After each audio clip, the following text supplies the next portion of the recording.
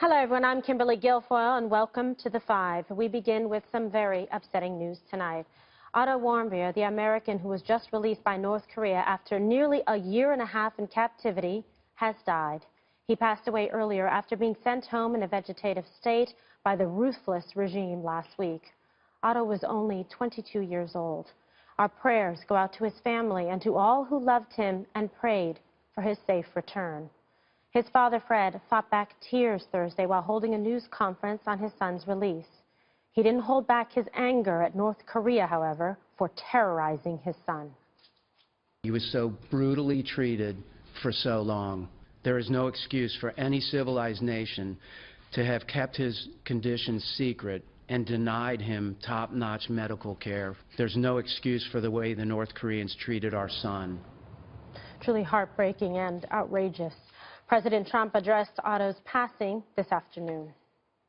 And I just wanted to pass on word that Otto Warmbier has just passed away. He spent a year and a half in North Korea.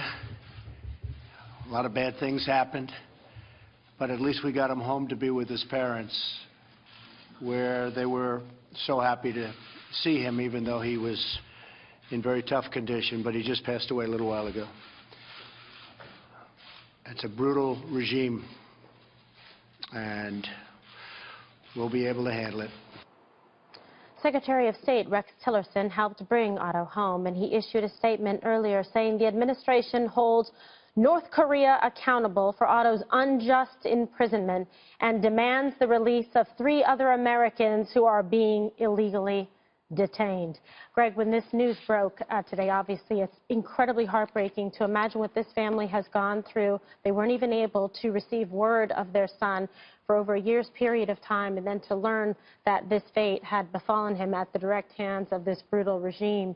I don't think there can be any peace for them for what has happened here to their son, and there really shouldn't be for any of us as Americans because of what transpired. Yeah, it was really a year and a half month execution and torture. It was a cruel prank to play on grieving parents. And the only reason why they returned him, I would imagine, is because they didn't want him to die in custody. And you might think, oh, maybe that was out of compassion or fear. They just didn't want to pay the bills. I think it is just they dumped him like garbage. And there has to be a way to make them pay. And I've been thinking about this for a long time. You know, we have this executive order banning assassinations. Rewrite it. I mean, that's a first step. Kill them so it makes it look like natural causes, so there, you know, it removes confrontation and perhaps opens talks with somebody else. Or you do the other thing, which is what we have been doing, which may be the only solution, which is you just kind of like let it go and you treat North Korea like that weird house in your neighborhood that your parents say, don't go by that house. Whatever you do, don't go in that house. It's a strange family. They do weird things. Steer clear across the street. Don't go near it. It is the weird haunted house on planet Earth. And you don't go near it. You just wait and wait and wait until time, maybe the guy's heart gives out. Natural causes, who knows? Yeah. Something. So obviously, Dana, Kim Jong-un, a brutal dictator in North Korea, and the blood of Otto Warmbier is on his hands. Right. He bears the responsibility, and his regime does, but I think something needs to be done about it, because I don't think this guy, I think he's too dangerous. I don't think we can just wait for him to expire from natural causes.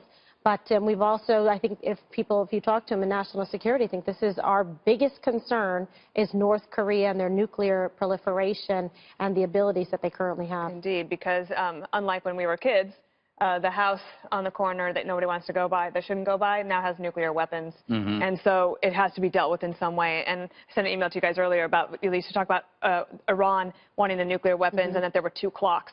There's the clock of Iran trying to get it, and then there's ours, which is how long are we willing to put up with it before we stop it. And President Obama tried his way. I don't necessarily think that is working. And now we have a situation that's probably even more dire and more sinister, at least in the near term. One of the things that Secretary Tillerson said is that it was unjust imprisonment, but he didn't go as far to say that the North Koreans are responsible for the murder of Mr. Warmbier. Now, Marco Rubio, who is on the Senate Foreign Relations Committee, he said, make no mistake, Warmbier was murdered by the North Korean regime. True. So that clock on our end, there will be pressure to try to speed it up. I think that President Trump is well guided by Mattis, Tillerson, McMaster, and lots of other people, but also that we get to the question about what do we do with China, and the question of how long are we willing to be patient with China before they start doing something. There was an article in the New York Times over the weekend that says that basically they're just slow walking the pressure that President Trump asked them to put on North Korea, that they're just sort of like waiting. And so I think that's where you'll see the next step is Tillerson probably pressing through China. Accelerating, yeah, and plus we have leverage in China in so many things, especially trade. There's things that they want, well, there's things that they're going to need to do, and we deserve justice for an American that was murdered at the hands of North Korea. Yeah, we need to accelerate all pressure on China in order to solve this problem. Make no mistake, this was an act of war, and I think President Trump needs to respond accordingly. It was premeditated, it was savage, it was humiliating, and it was depraving. It was disgusting. And what happens in a hostage situation? You know, when the guys start killing the hostages, that's when the teams go in and take action. I don't know if you have to do it overtly or covertly or what, but it's not just this. When they're test firing missiles, when they're trading in illicit arms and drugs and, you know, causing chaos with their neighbors, something has to be done here, because right now, I guess a coup is potentially on the table. They have these war games in South Korea, a decapitation squad or something like that, where if anything does dust up on the DMZ, what they'll do is, you know, they'll take out some military installations, but they'll also go after the leadership in a very targeted and effective way. There was reports that some special operators were doing the war games with the South Koreans. There's I think it was the USS Michigan, one of our attack subs that's off the coast there that often helps transport the SEAL Team 6 guys. So, you know, that's on the table, and I think Kim needs to understand it is on the table, because I think President Trump, and I haven't ever seen him that disturbed or emotional in a very long time during those remarks right there. I'm sure he takes this personally. Of course. And, you know, he had a huge hand, and his team did, in bringing Otto back. And now that success is really tarnished. So I really want to see a very stern response. That's the problem. Juan, more should have been done earlier to get to this point. The wait-and-see approach ends up in deadly results like this, and an ending that is unacceptable in every way.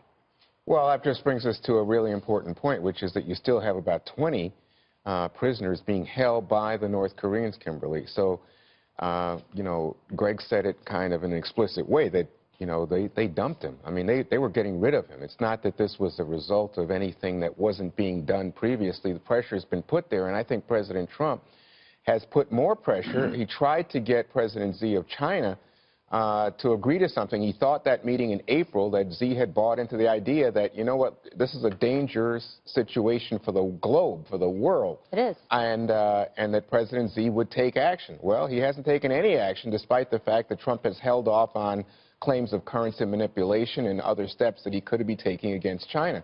He really thought that he had an ally, and so far that ally has not acted. Even people who are on the border with North Korea and China say there's been nothing done in terms of stopping the trade that continues to feed money into this dictator. They did stop the coal shipments. That was a big success of the diplomacy by the Trump administration. I don't coal see it is making what any powers difference. that economy in the north. But well, I don't see it making any difference. And to me, let me just stop here and just stop with the politics for a second. What Fred, his dad, said today about how when they brought his son home, that he could tell that the child could not speak or hear, apparently.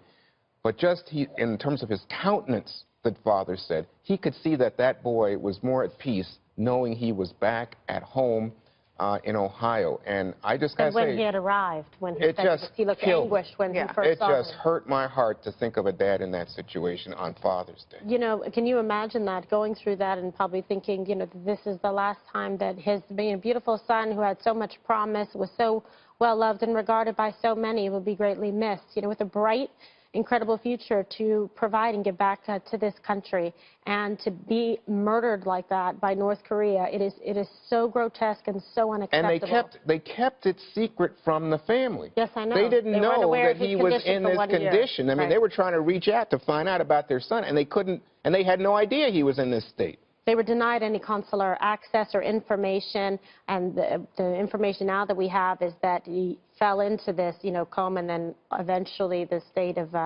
unresponsive wakefulness the day after he was sentenced. So 15 years hard labor. I would just add that, oh, sorry. No, go ahead.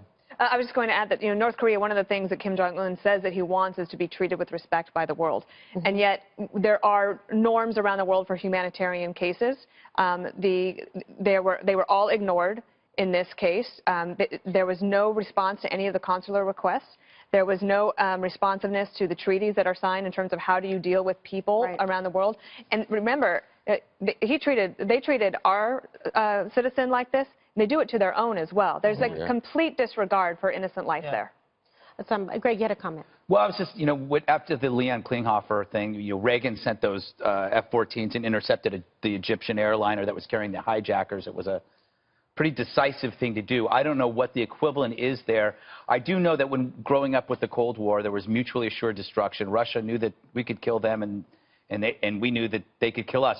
The difference is with North Korea is that we can kill them, but there's a 50-50 shot with them, and generally it's more about the people around North Korea that you worry about. So we're hamstrung in the sense of what do you do in a retaliation with brute force. So what is it left? And that is covert or strategic maneuvers. Seems like the only way to go. And one of the last things I'd like to say is I think in Syria what got President Trump to act finally were those images of the children and the mothers that were gassed by Assad, and that spurred that barrage of missiles. This might be one of those same emotional moments that might cause him to take more dramatic action. Well, and he would be more than justified in doing so, is the point, because of the murder of this young man that we mourn tonight. Otto, you are in our prayers, along with your beautiful family tonight. May God watch over you and them. Rest in peace. Back in a moment.